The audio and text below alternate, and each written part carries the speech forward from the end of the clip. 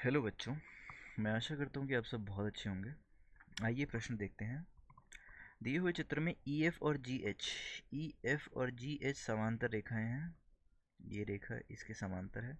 A P और B Q आंतरिक अंतः कोण के समद्विभाजक हैं।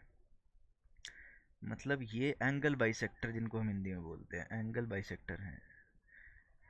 हमें दिखाना है कि ए पी और बी क्यू भी समांतर हैं। ए पी और बी क्यू, ये दोनों रेखाएं भी समांतर है, ये हमें दिखाना है।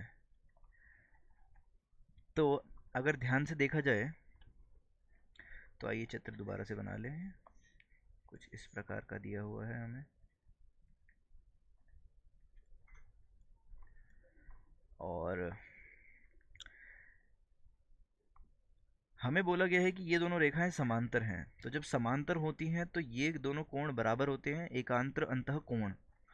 तो मैं कह सकता हूं कि ई ए बी, कोण ई ए बी बराबर होगा कोण ए बी एच के, एकांतर अंतः कोण।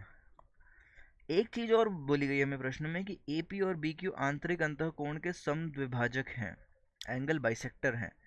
मतलब यहाँ से ए पी और यहाँ से बी क्यू, ये एंगल बाइसेक्टर हैं। मतलब ये इन दोनों कोणों को बराबर हिस्सों में बांट रहा है। अगर ये होगा ए तो ये भी ए, अगर ये होगा बी तो ये भी बी।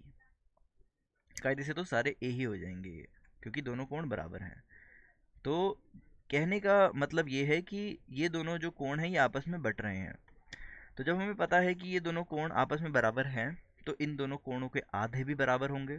या अगर मैं दोनों तरफ गुणनफल कर दूं आधे से, तो आ जाएगा मेरे पास आधा कोण ई ए बी, आधा कोण ए बी एच। अब ध्यान से देखें तो ए बी एच पूरे इस कोण का आधा हम मान लेते हैं, ये ए बी क्यू,